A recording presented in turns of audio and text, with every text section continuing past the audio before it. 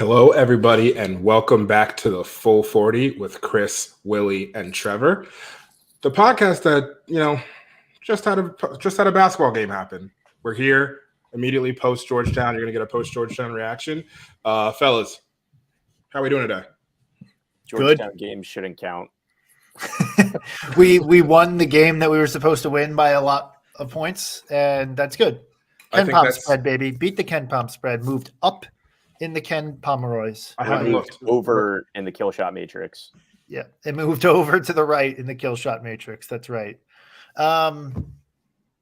We moved up two. I think we were 33 in Ken Pom. I think we moved up to 31. It just hit like a couple minutes before we went live. Okay. So that's good. That's what you want. I like it doesn't hurt. Like one of our strengths for a resume is our advanced metrics. So anything that moves Ken Pom up would theoretically move our net up. Those are good. You want to keep those high. Yep. But everything's going to come down to the next three games. Yeah. Everything. So that's what it's going to come down to. Now, reactions from this game. Justin Moore shot really well in the first half. I think that's got to be an immediate reaction. I don't want to say fully back, but I feel like Justin Moore's a lot closer than I thought he might get to. He's in position to be back. Yes. Justin Moore's in position to be back. God, how we've fallen.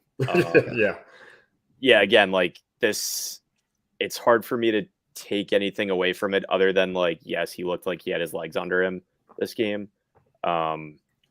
It's kind of like when you see Hakeem Hart and other guys go off against DePaul, and it's like, oh yeah, that was cool. They can go into scoring bursts like that, but then you play a real team and it's going to be totally different. But he did look like he, even on his misses, he wasn't short every single time, which was a good sign. But, so I'm trying not to get excited about it. Yeah. No, I mean, look, I'm not sitting here saying he's all the way fully healthy, but he's had a string of pretty good games to save UConn, but no one played well against UConn. But he's had a string of pretty good games in a row now. So I feel pretty confident that I feel better. Yeah, that the more that we're getting is certainly like there was a moment where like, do we have to put him on a pitch count? Do we have to, I feel like we're beyond that. He's good. Is he the Justin Moore that we expected when we started the season? I don't know, but he's definitely showing that he's got his legs under him, feels better about his game, feels more confident. He had a drive in, I think it was the first half. It might have been early in the second, but like he had 3 threes and then he had a drive that made me feel like, oh, okay, he exploded off. And like, I felt like that was a little bit of a statement about his feeling about how comfortable he is on the court. That's what I'll say. I mean, look, Georgetown sucks. It's Georgetown and he always plays them with a little bit of extra, it's the hometown team. So he always plays them with a little bit of extra juice. Dixon went off. I questioned Kyle Neptune keeping Eric Dixon on the court. Until 40 seconds. I want to he held out pretty long for Colin O'Toole with, I think he came back on with like a minute left. And Kyle waited pretty long for that. Even either Fanta or Spinarco was like, I'm not really sure why Dixon's still out here, but you got one key guy sick, the other guy with a fractured face, and it's like, yeah, let's keep our most important player out there as long as possible. I mean, look, whatever. No one got hurt. At least we're aware of, because coming out of UConn, I thought we were healthy. So yeah. I've never had a fractured face before, but Bamba wasn't wearing not a mask. Fun. No, so neither have I, first of all, but one of my friends is dealing with that issue right now, and it's just pain depending on what it is, but it's just like pain when you touch it. I guess he wasn't worried about somebody diving into him on the bench, but like, who's gonna wear a mask sitting on the bench? I guess that'd be like some real like typing in a full web address into your browser before going to a website. I'm Energy. sorry. I need to give the people context for this. Yeah. We're throwing Chris under the bus. Mhm. Pre-show, Chris was just going to like an NCAA, I think NCAA.com, which is also. I was going to the net, but it was like Yeah. it was like the deeper look at the net. There's like the statistics page that actually Yes. gives you the better version of the net. And so Chris is typing, and he's saying what he's typing out loud, and he starts HTTPS/, and then it's just the full government name of the internet. He's typing that in. So when we talk about retiring, this is why. It's fucking old, man. It was Chris's first time on the internet. But yeah, no, that'll be interesting. I saw like everybody else it was like, oh, if Bamba plays, he'll be wearing a mask. And then I guess it's like one of those things that it's like, okay, it's Georgetown, like not going to push this. Just give him, 4 more days. I if he was questionable today with playing just in a mask, I would expect him to play against Providence, but we'll never know until Saturday morning when we wake up and head to the arena. Yeah, I don't have much else to take away. We took care of business. There's not much more to say. Yeah. We took care of business. That's good job, guys. Yeah, great. It was never about today. Yeah, it's never about today. Yeah, it was always about the 3-game stretch starting on Saturday. I don't know if you want to do awards or not. I can't think of like a particular play, but Dixon leading scorer tonight and against UConn, right?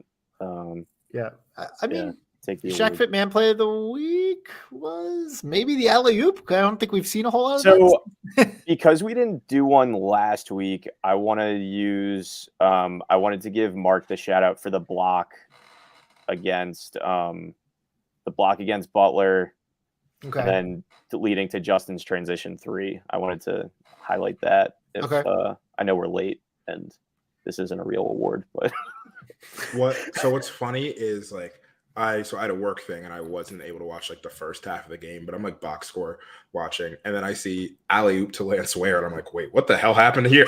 Like, what's gotten into us? and he went for it. Mark went for it in the second half, the showtime, which was show me to the bench time. Gotta admire it. Oh boy, no. Gotta realize who you're running with. Just bounce past the Brendan Hausen on the leak, and you have a wide open transition 3. But gotta admire the. I think he would have sat for the first half in the next game if this was Jay Wright's team. Yeah.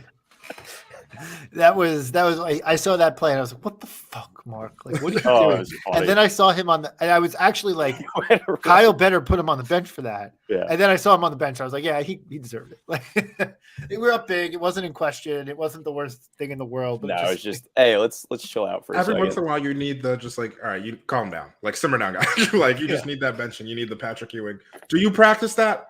You practice that shot? When? No, you practice defense and rebounding. That's it. That's the only thing you're allowed to do. As shots don't fall, they fall. They don't fall. Whatever. Get back. You got to get back. They got 13 points right now. All right. Well, I mean, the most important. It's this a stretch. It's this stretch. That's the most important stretch of the last 2 years for us, frankly. I know that NIT game was pretty important to me.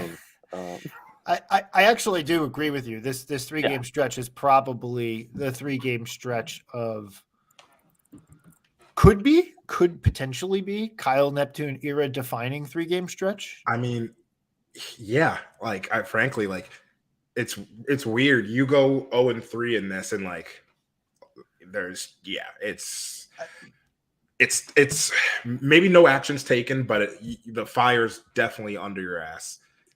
And it makes everything harder from like transfer portal to everything else.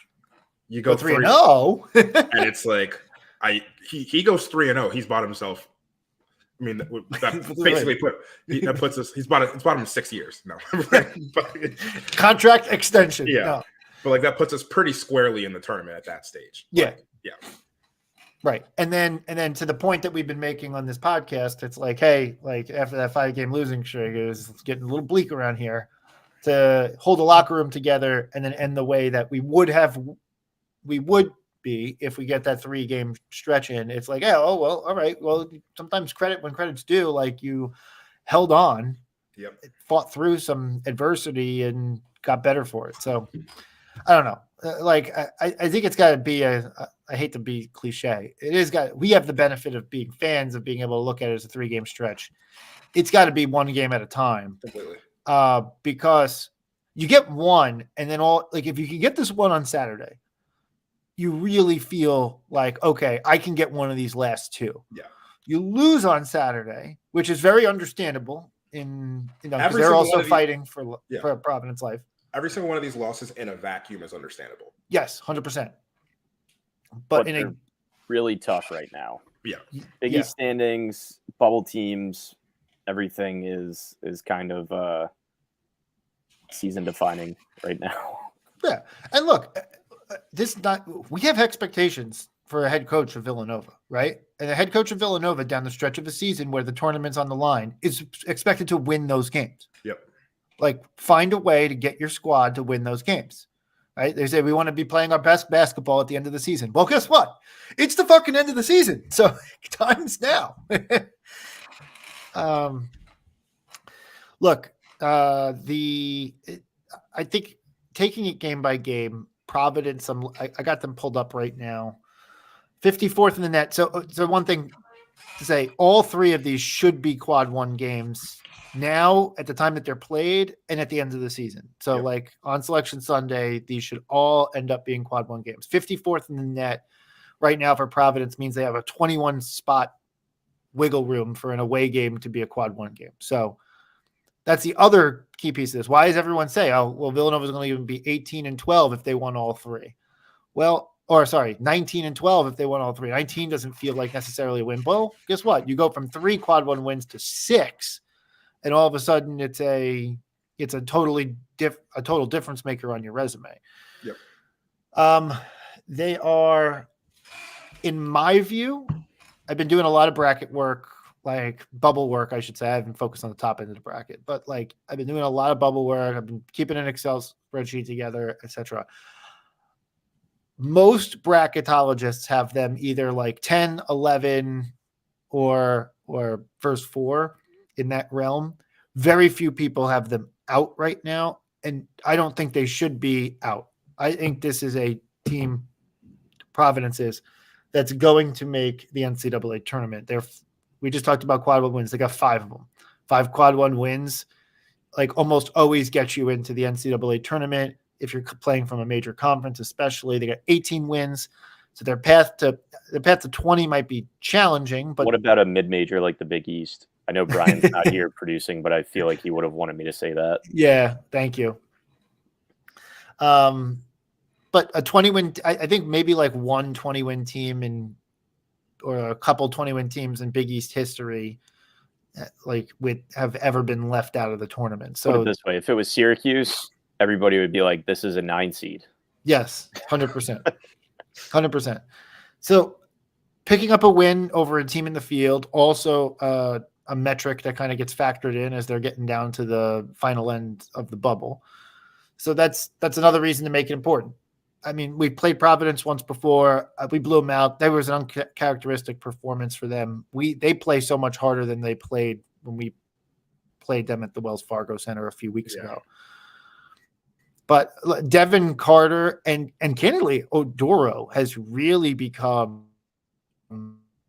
a all-conference type player, I think. First team. Like, it's is he wild.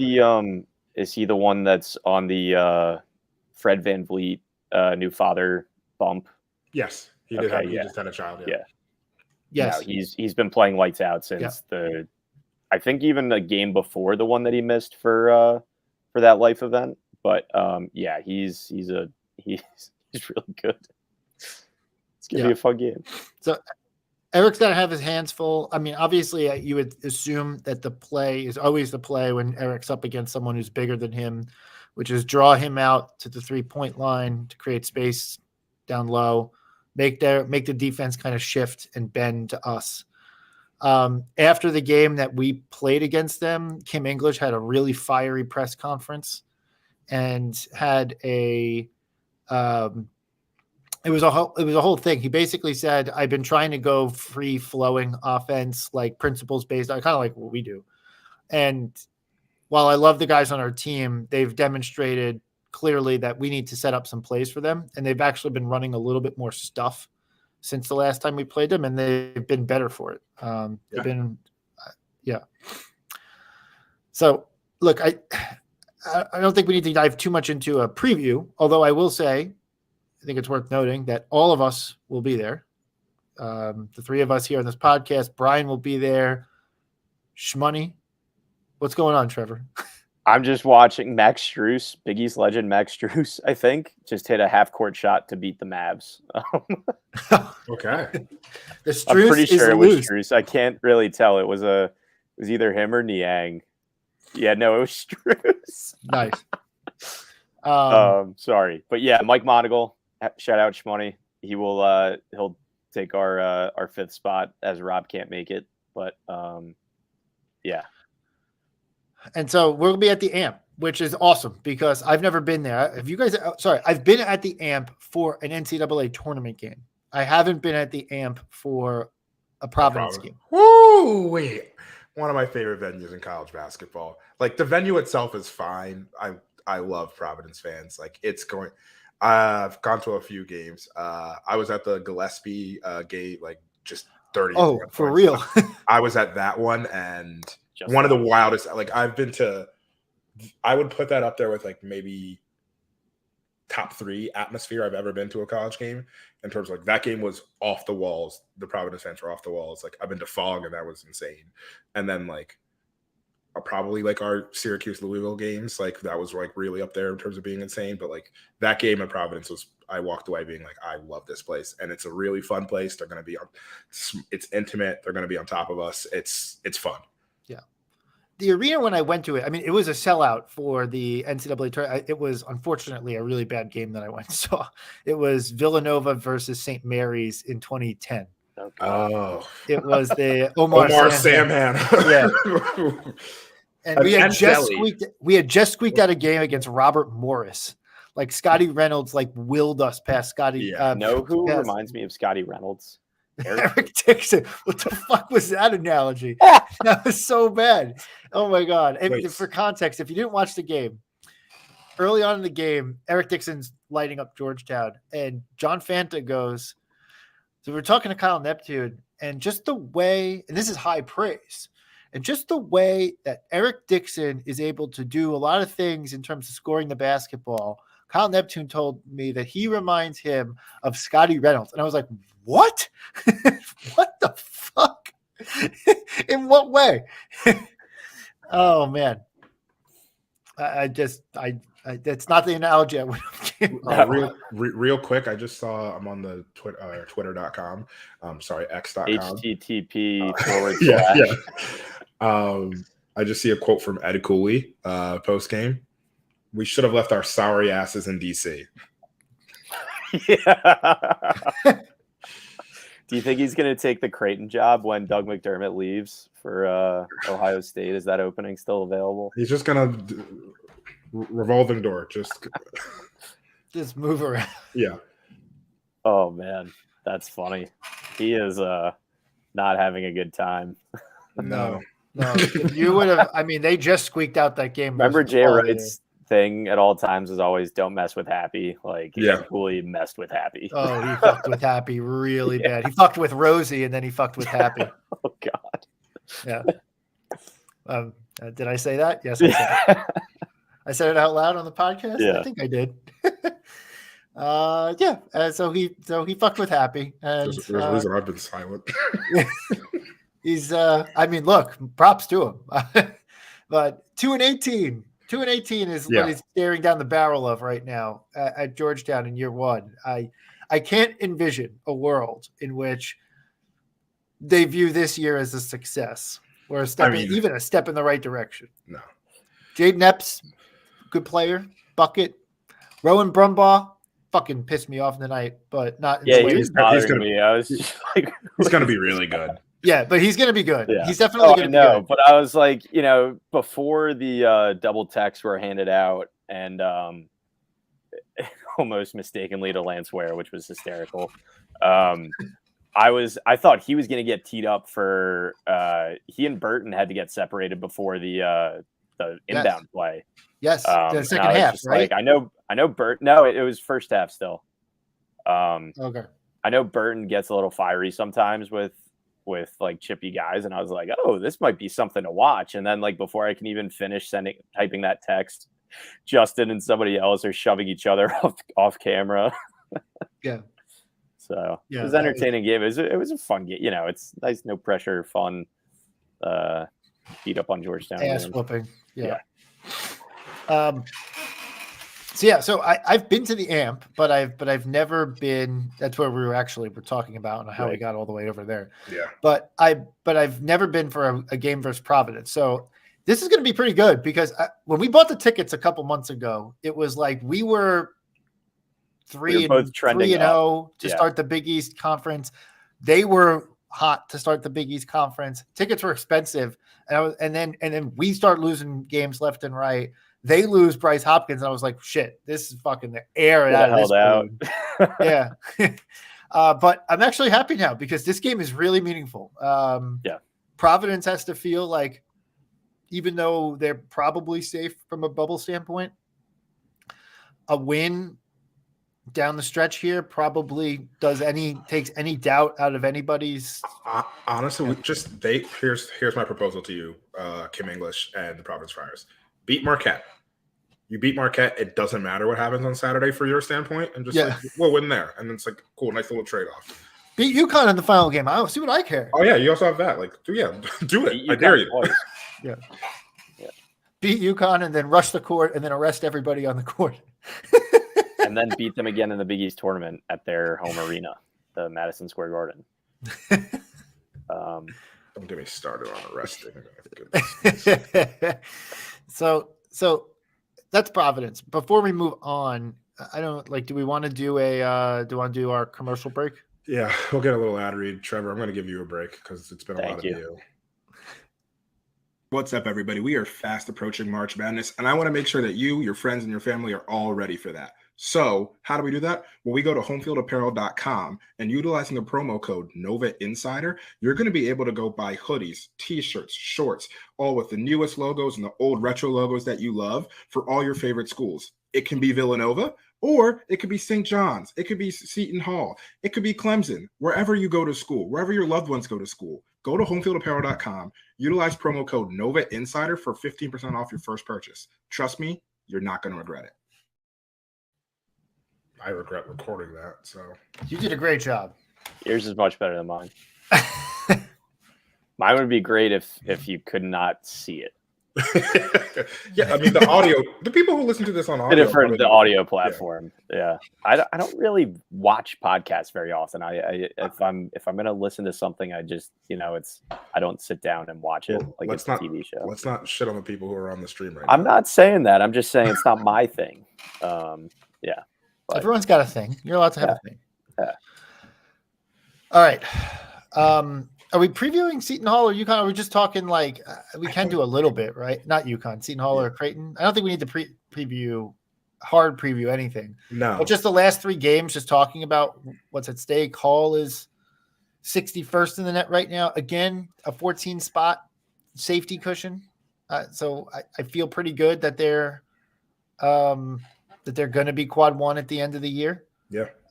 They're another team that also feels very safe to make the tournament. So again, quad one win over a team in the field, etc. This all lays out all the reasons why these games are so vital. Also right now, Seton Hall is, I have to check the latest Big East standings. They're third in the Big East standings. They are third, right? Mm-hmm. And it's UConn, Marquette, Seton Hall, Creighton, us after tonight, I think. We are technically in fifth, or we're tied with Providence for the 5 seed, and we get the tiebreaker because there's still that's a significance to the Providence game too. Is that if we sweep Providence, we'd own the tiebreak there too, which might not be a great thing. Like, I don't know how I feel about being on the UConn side of this Big East tournament bracket. No. We're not tied with Providence. We're 9-8. They're 9-7. They have their game tomorrow, so they're at Marquette. So I mean, the graphic at probably a the end of loss. the game tonight put us in fifth. I think. Okay, all right. I mean, we essentially have three teams. The next two teams we're playing, it's all like playing games. You know, everybody, whoever wins, feels much better that they are stronger. They are on the right side of the bubble. As to where, like, obviously, like Creighton, it doesn't matter. Xavier, like, has way more work to do to get there. St. John's probably has way more work to do to get there. So, like, it's obviously still important for those teams to win their games. But like here, between us, Seton Hall, which I think Seton Hall's resume and everything else isn't as strong besides beating UConn. They beat UConn and Marquette, didn't they? But literally, still outside of that, it's just not as strong. Yeah, but I'm just saying what the metrics are saying. Regardless, use your eyes, Willie. Yeah, I'll use my eyes. Regardless, I still think like I probably lean Seton Hall's more in the tournament safely than like anybody else, like of the three of us. But it's just, this is the time. Like we just got to win. That's just what it is. And it's put up or shut up time for the Cats. Once again, everybody we've played before, we've already gotten 2 wins. Now, obviously, sweeping a team is really hard. We won versus everybody we played here. So we have 3 opportunities to sweep a team. If we go 2 for 3, we should be in a pretty good place. We go 3 for 3. I mean, that's gravy. 3 for 3 is great. And we're not stressed on Selection Sunday, which, like, there's a tiny, tiny part of me that wants to be stressed on Selection Sunday. Like, not like see where we end up in the NIT. To see where we end up in the NIT. But just like the moment of like, I don't know if we're going to make it. If we win 3 games, I know we'll make it. I think we win 3 games. We should have opportunity for a 4th in our first round of Big East tournament. So that would get us 20, right? Yeah. If we got to the 5, we would have Georgetown, right? So then that would be, I mean, as we've seen, it would probably be a W. So regardless, I don't know. It's like, I wouldn't want to wish that on. I'd rather we just win everything. You know, I would rather us win the next 10 games. Yeah. 3, 7. Why not? Sure. That's not enough. Not enough. It puts us in the Sweet 16. Yeah, man, it's good. I would take it. It's like, I'm like the Kylo Ren. More. But yeah, I think, I mean, it's just, I think Selection Sunday is going to be fun this year, and I just kind of want to be a part of it. I want to be sitting there like St. Patty's Day Selection Sunday. Yeah, on pins and needles, screaming at the TV when they put a UVA team that hasn't beaten anybody on the floor. Who I also really like. I still like UVA, but whatever. They're not. No, they can't fucking score points. Yeah, it's the point of the fucking game. Imagine being a college basketball team that can't score points. God, that must be. They make our offense look good. That's only focusing on defense and rebounding. They actually only focus on that. Yeah. That's Florida. Creighton is net 11 net, by the way. So that's a quad 1 game even at home. And it might even be a quad 1A game. So explain what a quad 1A game is. I'm just trying to figure out exactly where. Like I think it's 15. I think it's top 15. Making stuff up. No, it's top 15, and they actually measure that. It's actually on the committee. Committee's no, I believed you. I was just like, I don't know what that means. Yeah, it's like top 15, and then I think on the road it's top 30. I want to say. Yeah, right now it is. But does Creighton have 2 games before us? That's the season finale, right? Yeah, it's a season finale. They have a couple. Yeah, they have. I think they get a week off before they play Seton Hall and Marquette. They have Seton Hall and Marquette. Yeah, Seton Hall and Marquette. So losing to Marquette doesn't hurt you too bad, but I guess we'll see how that shakes out for the AP poll when that comes to town. So you're aware 1A is home up to 15, neutral 25, away 40. Okay. And that is on the bracket sheet. Yeah, the team sheet, and when they go to the tournament committee room, And that's actually a very strong suit of our resume because we have 2 quad 1A wins, being at Creighton and Carolina on the neutral. So our quad 1A, it's not just that we have quad 1 wins, which can be like, again, it's exactly like beating Seton Hall at Seton Hall is a quad 1 win. But the NCAA committee differentiates beating Seton Hall on the road versus beating Creighton on the road, which I think is good. That makes sense. Yes. So, now, why isn't it just called a quad 2 win and you just make each, like, why do they have to 1B and 1A? I don't know. Well, you like to make things more difficult. Yeah. Yeah. So look, that illustrates all the importance. I mean, I think everyone's aware at this point. This whole season comes down to these last 3 games. Reasons that we might win all these games. I mean, Eric Dixon, Justin Moore might be back. Justin Moore could be almost in position to be back. So Brennan Hausen might get up more. How many shots did he take today? Like 4. He might get up more than 4 shots. I mean, so that's because like people are doing a really good job of taking away Hausen. Like we didn't talk much about the UConn game actually at all, but like they did a fantastic job of staying attached to Hausen. And it's just like he's a red alert shooter. Everyone is attacking him and making sure he stays attached. Now Hausen found a good way of staying involved. Like I saw like there was like 6 rebounds. He was involved. He still was a positive, but like it's just it's going to take the full team playing a full 40 minutes of Villanova basketball. Yeah. Defense rebounding and like making threes. Look, if these guys are hitting from deep, the guy's not being Brendan Hausen. Yeah. Justin Moore's a threat from deep. That opens up for Brendan, right? Like Eric Dixon, right? Like the 2-man game on the same side, putting Hausen on the strong side. If you got Moore elsewhere, it helps, right? Like these things all help, right? So, and then Hausen's good to have out there because transition threes he can hit. Yeah. So look, I think it's going to take a little bit of that. We're going to have to shoot well. This team has to shoot well down the stretch. I don't think you're going into any of these games and hoping for not. I have zero indication to believe that they will, but yes. The game versus Providence plays a pretty slow brand of bet. So does both teams play pretty slow from a tempo perspective. Providence plays a little bit faster than we do. I would imagine that we slow that game down. Seton Hall is going to be like just fast forward to 4 minutes left in the game. It's going to be like 48-48, and we'll go from there. I mean, we match up well with all these teams. That's just like we've beaten all these teams. Like we just did. Like so, it's going to come down to execution. It's going to come down to like literally us staying principled, and then and avoiding Kadar Richmond or Devin Carter going absolutely fucking ape shit, or Trey Alexander, or or Trey, or the whole team like they did versus UConn. So it's going to take just like a full team effort. I think the biggest thing is just like, and I've been talking about this, just like it's almost the reverse Ewing theory of like it's not even, I guess it's technically Ewing theory of like when we're missing players, we play better. I feel like there's less less rotation decisions Kyle has to make. We feel like there's like people know where they're at more, or where they're like where they stand better. Like Justin's looked better in this situation.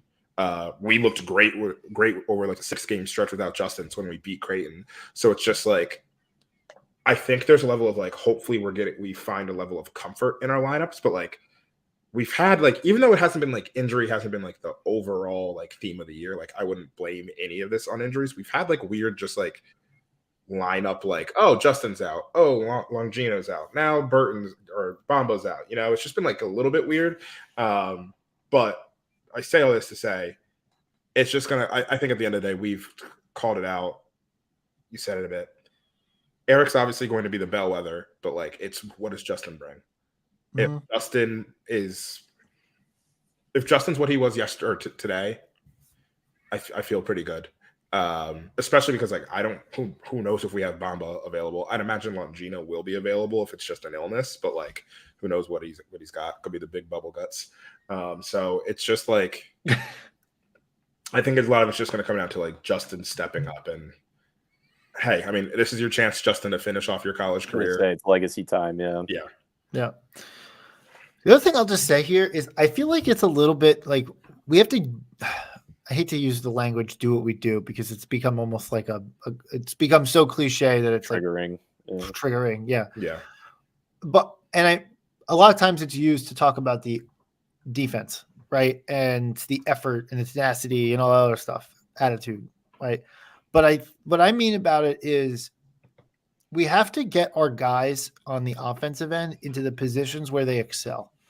And like, it's just something where when we get out of sorts offensively, we don't do this particular thing well. We don't put ourselves into efficient spots, right? We know at this point in time that Mark actually is pretty damn good about like an up fake or some type of move to break down his guy, a stop at the elbow. Sorry, I offended you, Willie. Oh no, I just hurt my toe. A stop at the elbow and a little mid-range jumper. He's very effective at that mid-range jumper. John Longino is good at the up fake, step in past his guy, and a mid-range jumper. Right? Moore and Hazen and Eric can shoot threes. Bomba's been pretty good from three. Then you have Burton, who is a good cutter. Right, like these are the types of things that we just need to get these guys into the positions where they have high percentage shots. And like, it sounds rudimentary and simple, but like Jordan Longino backing guys down the post, like not it. Yeah, he's not a good passer out of there. He makes mistakes down there. He gets nervous with the ball down there. That's not where we need to be. That's literally going back to the Penn game. Like right. that was just not a pocket passer. Exactly right. Mark Armstrong can't be throwing the ball fucking all over the court, right? Like make smart decisions within the game that you and the talents that you have, right? In transition, I want Mark running as fast as he can to the fucking hoop, right? Like just go. Yep. That's his strength. Get that done, right? These are the types of things that like you got to clean up. If we're not a very efficient offensive team, which means that you can't cough up turnovers like we did against UConn. You can't not get back in transition. I know that's been again, triggering thing, but like, it's just like these types of little things you have to try and eliminate mistakes as opposed to like all of a sudden becoming a highlight reel offensive team that we're just not. We're never going to be that. It's clearly the case. Like we are who we are at this point. So then eliminate mistakes and take as efficient shots as you possibly can. Yeah. That's how I think we're going to win 2 out of 3. Yeah, I completely agree. You said it earlier. Do what we do best. Put yourself I think sometimes we complicate the game of just like put your players in position to do what they're good at. That's just what it is. Like, obviously that's really a simple way of saying it, but just like put them in that position and don't ask them to do things that they're not good at and play to our strengths. And tell them not to do things that they're not good at. So, I mean, we do that. Our defense has been consistent throughout the entire season, honestly. Outside of Butler and Marquette, and I guess I could be St. John's. We've been pretty good defensively. It's almost not even pretty good, elite. We've been in the and towards the end of Jay's tenure and everything, it was always like the offense was there, but our defense was just so porous until they really locked in on the end of the year. And now it's just like, okay, defense has always been here, but we got to step it up a little bit offensively and like you said, simplify it to the thing that's like, do what you're good at, give it to somebody else so he can do something that he's good at. And, this is the best defensive unit that we've had since the 2018 team. Yeah. That's an actual statistical fact. No, I believe it. Wait, really? Some of it is weird. Some of it's, I think part of it's you have 4 games against Georgetown and DePaul. I don't know. We always have Maryland and Memphis. Well, no, I'm also thinking about that. And then just there were some weird games this year. That's all. Like, maybe I should. Sorry, from an efficiency standpoint and a ranking standpoint relative to other teams, but the KenPom like adjusted defensive number is like kind of on par with a lot of those with a lot of the good years that you remember, like 22 and 20 and whatever. Like, but relative to the rest of the country, at the 16th best adjusted defense in the country, it's the best, highest rank that we've had on the defensive end since 2018. Yeah. Jeez, 2021 was bad. I forgot how bad they were defensively. Bad meaning 66, like not bad, but like bad. Yeah, but it was what I was just saying. Like all season, it's like you're just trying to outscore teams. Yeah. I mean, and the 22 team, they got a lot better at the defensive end during the stretch. They ended up 23rd, but they were before that tournament run. They were not great. They that was low scoring rock fights against Ohio State and Texas Tech, and Houston, Michigan, whatever. Houston, that's what I meant. Houston, we beat 50-44 or some shit. This is outrageous to think about. I'm actually curious right now. I'm pulling the historical numbers because I was like, well, what was 2018 pre-tournament?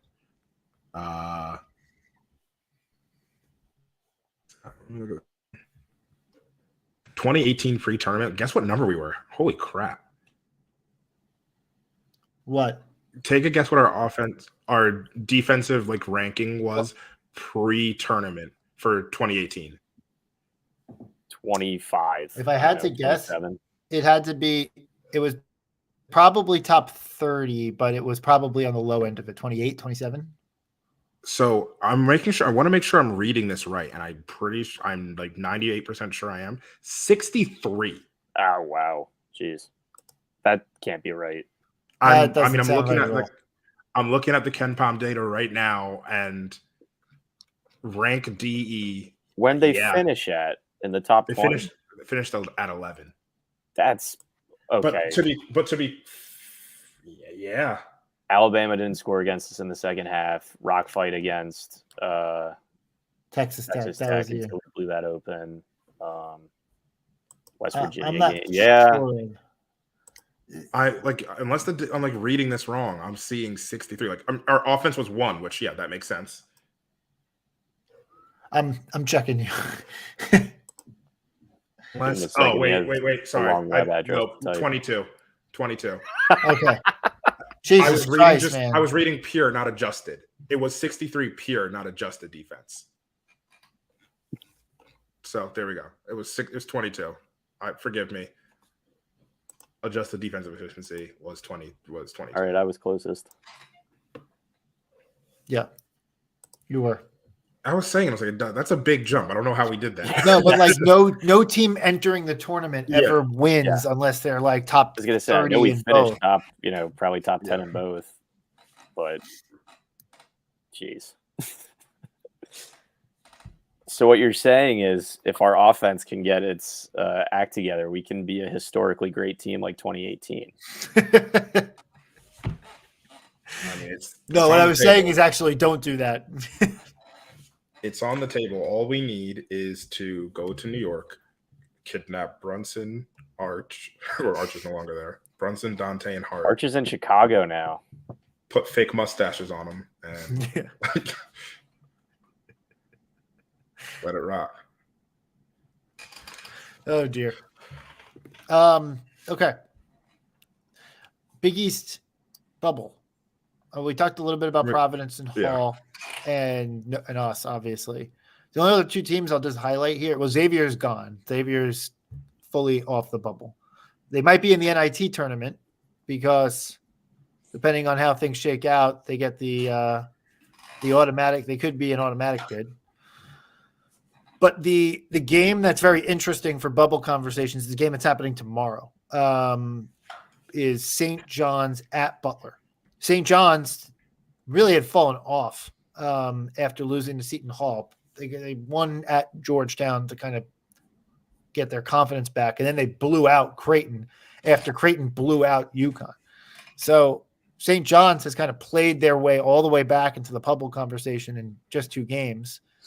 They go on the road to play at Butler. Both teams are forecasted out. So it's not a play-in game. It's kind of like a play-out game between those two. Whoever loses that game is no longer having an at-large conversation, I guess, in theory, unless they run all the way to the the Big East tournament title game. But realistically, they're not in the conversation in the bubble at all, the loser. The winner would basically kind of be first four out kind of with us.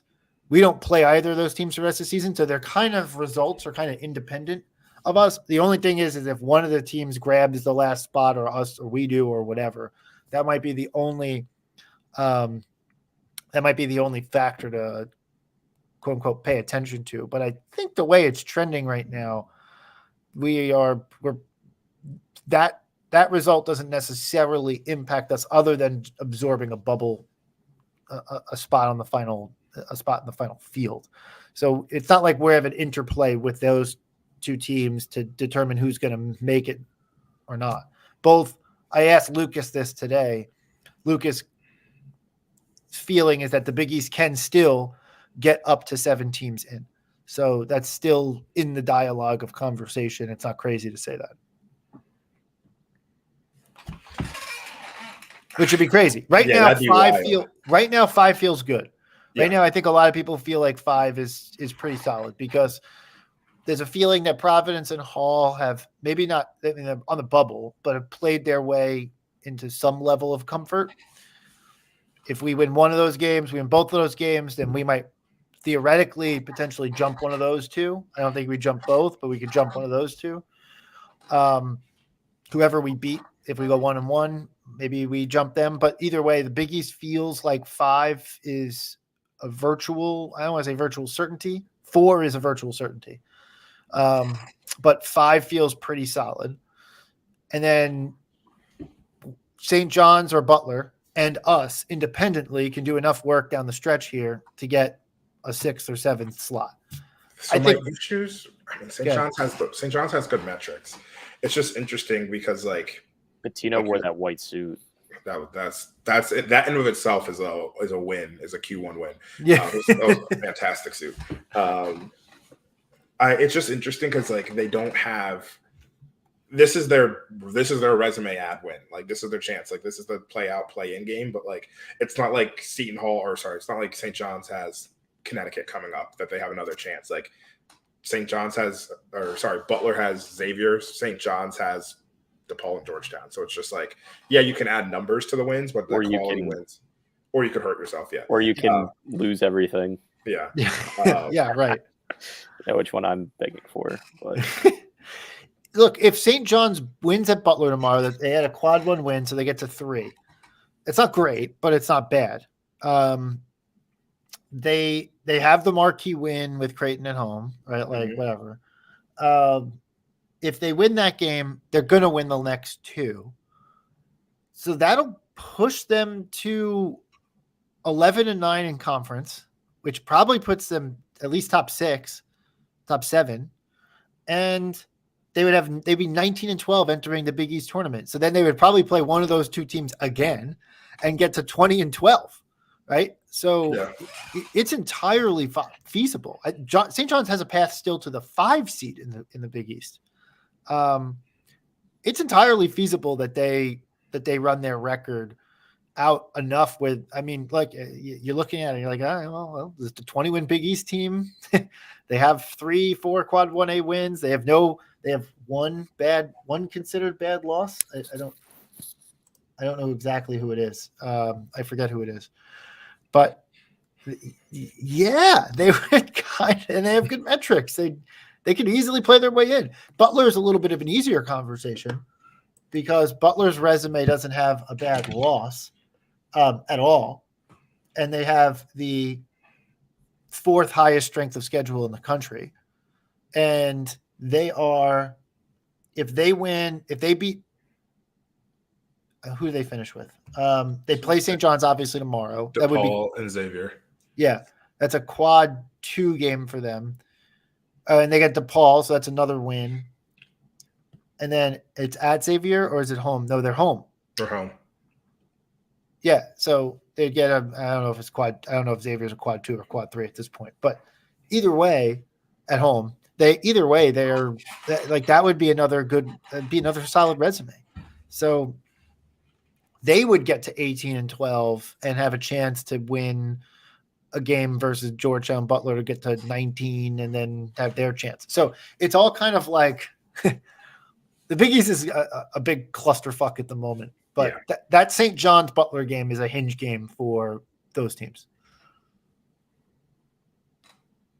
That's it. Yeah, I agree. There's nothing more to say about that. I mean, that Butler team. I think if I'm sitting there, it's Butler I want to see. In it, I just want to see Butler in the tournament. I think I like how they play. I think between Davis, Brooks, and Telford, like they have enough to win a game, if not like surprise another team. So I want to see them get in. So I'd like to see Butler win out there. But then again, Patino in the dance. Right? Patino in the dance. He's been in the dance recently. It's like if he hadn't been in the dance for a long time, I'd be like, yeah, no. But like he was there like 2 years ago. It was just last year. Yeah, it was last year. Yeah, Great. I was looking at Butler's schedule, and then I was like, who have they played? And then I was like, oh yeah, they played Buffalo. Just to bring this up to George Halkovich, which like he's having a tough time. But I will say, George, maybe you and I can work something out. Last week, I told one of my friends to bet on Buffalo to lose to Eastern Michigan, and they won that game. So, George, I will tell my friend to bet on you every single game. You guys will go on a little run here. Let's just let me get a little bit of a salary swap here. I'll keep betting on you guys to lose, and you guys will win. And then I'll get like 5% of your like $500,000 salary, which like I would take $500,000, but it's not like he's getting paid that much. Interesting proposition. We'll see if we can get it. I'll text him, tell him listen tonight. Yeah, check the offer out. I am elite. Like when I want something to happen and I bet on it, it will not happen. Like it's just like a very big thing. Like I think everyone knows I'm a big. This is a complete aside. Everyone knows I'm a big Dante stan. I've never bet on. I think I've told you guys this. Yeah. I have never bet on Dante in my life except for one time, which was in the playoffs versus the Heat. The day I bet on him was the day he tore his like foot and like was out, tore whatever. The day I bet on him, that happened. I was like, yeah, never again. We're not doing this. Anytime a Villanova player picks up a basketball in the NBA, I'm like, oh, I can see them getting this exact line. Yeah. So gambling companies, if you want me to do ad reads for you, just be like, hey, whatever he does, the opposite is going to happen, and your favorite player will get hurt. And just Anyway. Enough about that. Time for a random Wildcat of the week, or do we have anything else we want to talk about? Wow. It is time to talk about Randy Foye. Let's go. So everybody knows Randy Foye as the head of our NIL collective. That's pretty much it. What else has he done? Yeah. What have you done for me lately, Randy? No, obviously an all-time great lottery pick in 2006. I did not realize that he was initially drafted by the Celtics. That was news to me. I like thought that Wikipedia was confusing him with A-Ray. But yeah, drafted by the Celtics, traded a couple times, ended up on the Timberwolves, long NBA career. But before that, just one of the all-time great Villanova Wildcats, well described as Jay Wright's favorite player. That's what that generation and the previous generation all said. It was like nobody could top Randy in Jay Wright's eyes. So let's talk. Obviously, Chris, this is more your time. Was that your freshman year, his senior year? My freshman year was his senior year. Yeah. And he is go ahead, Willie. No, yeah, I was just gonna say, like, we're just talking about an all-timer. Like, so when I get back to like my Villanova fanhood, like how I became a Villanova fan. So I grew up in Delaware. My parents didn't go to Villanova. I didn't have any like any like attachment to it. But I just like grew up at a young age. I was like obsessed with basketball. Like Allen Iverson was my favorite player in the suburbs, like Delaware, but like I lived 45 minutes outside of Philly, so like I essentially was a suburb. And growing up, I watched like the 2001 Temple Owls, and I loved that team. The 2000 Temple Owls, sorry, the Elite 8 team. Loved them. Loved Marvin O'Connor. Loved like Pepe Sanchez, all those guys. Or Pepe Sanchez, yeah. And then moved on to like 03 when like St. Joe's went on that run. And I loved Jameer. I loved Delonte West and all that stuff. At that same time, that season was the first time I really got into Nova. And like Randy Foye was that player for me. Where I was like, no, I love him. And then I was about 12 in the 03-04 season, and that's when I locked in. Like I feel like at about 12, you kind of like, all right, I actually have an opinion, and this is my team now, and that's what I locked it in. Like Randy Foye was that player from Villanova who locked it in for me. And then seeing his growth over the 4 years, seeing just the absolute monumental wins, the adoption of the 4-guard system, which kind of like. I think like as much as Kyle was a huge part of it, Randy was also, they were all huge parts of this. But like Randy's impact there was absolutely Randy's massive. guarding most teams forward. Yeah, exactly. Like, that's exactly right. Yeah, Randy and Kyle just guarding forwards. And it was just like, he was just like such a fucking baller. Like there's no other way of describing it. Just Right? like, all 4 of those guys, yeah. we will get to all of them eventually. But yeah, just and like special group. Just such a fucking baller. And like to give context to this, like Randy's our highest draft pick ever at 7. I'm pretty sure no one's past 7. We thought Cam was going to do it, and then that was a whole separate. That was a debacle. Yeah, that was a whole separate thing. But like he was that talented. He was all American. He came in the NBA, was just like to play 11 years in the NBA is just fantastic. His impact in the college, like what he did for us, like I don't know. I always am going to look back at Randy Foye, and he's always going to be in my Mount Rushmore of favorite Villanova players, just because of what he meant to the program, what he meant to me, just like growing up watching basketball. It's like Foye was the best. I always talk about this when we talk about former players from this particular era, but it bears repeating every time I say it. You ask any like alum from that era or person who was a student in that era, and they'll put that 05, 06, that 04, 05, 06, 05, 06 is basically the same team or roughly the same team. They take that squad and most of them will say, yeah, I'd put them against any of our best teams ever and any of our best players ever. And it'll be a game. Be a game. Those guys are going to fucking fight. Right. And I mean, 2018, right? Like it's tough to compare it to, but I get what they mean because the way those guys just had a knack for winning out of a depth and took the program out of a depth from a depth of losing. The way they kind of rallied together, dealt with absolutely devastating injuries to several key players throughout their time. We talked about Curtis Sumter. They are. Kyle Lowry tore his ACL. Yeah. The first day of orientation his freshman year. Yeah, right. Tore his ACL. Curtis Sumter goes down with an ACL and then again, right? Like, Jason Frazier just wasn't the same player that he was ever intended to be, right? And yet these guys took us so far on their backs. It was crazy. Look, Foye's senior year was special. Brian had a great what? Oh yeah. The Vince McMahon theme. Yeah. It was special because it felt like, hey, we started something here, and it really played out that way. But that game versus Boston College, where he single-handedly, he scored almost every bucket down the stretch of that game.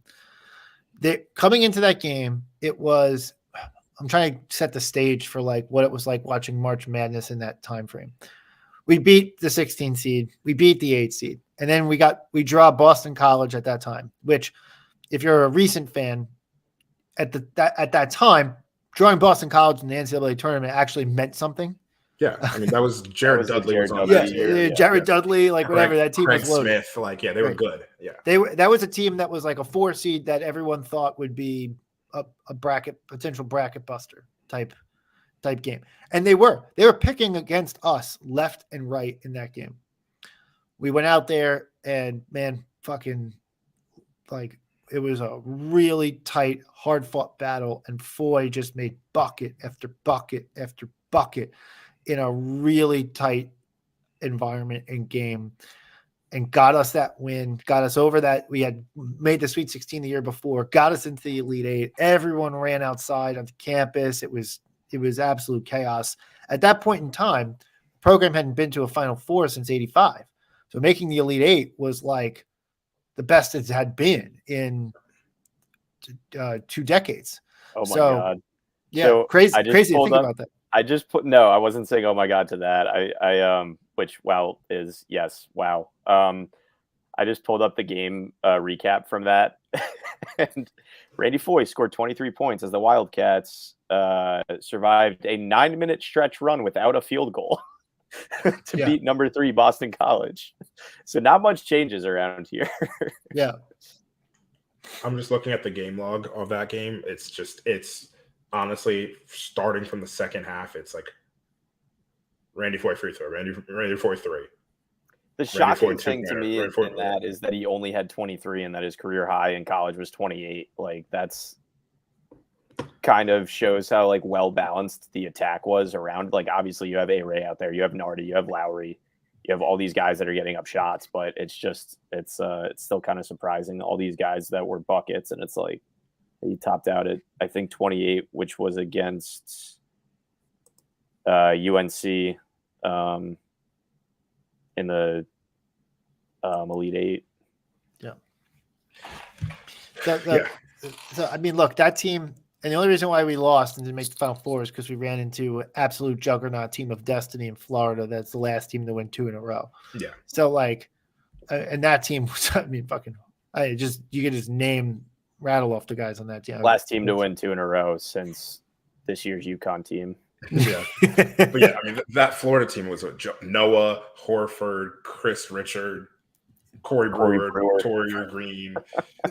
Stupid. It was an absurd I think those were all team. the NBA players. Yeah. Yeah, it was if 2018 ran it back. Yeah. Yeah. Yeah. Right.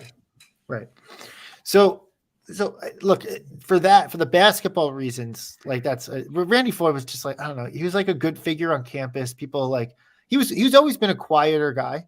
Yeah. He's always been a more humble guy, more reserved. We've had him on this podcast twice. He's humble. He keeps to himself to some degree. He's a great guy, but he's reserved.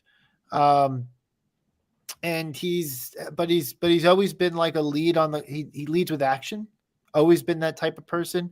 I within maybe a couple of weeks of getting drafted, he already had his foundation set up. He was very invested in that from the very beginning of it. He's socially conscious and aware, and he's come back to the program for Trevor, you alluded to this before, with the NIL collective, and has been really passionate in pursuing it.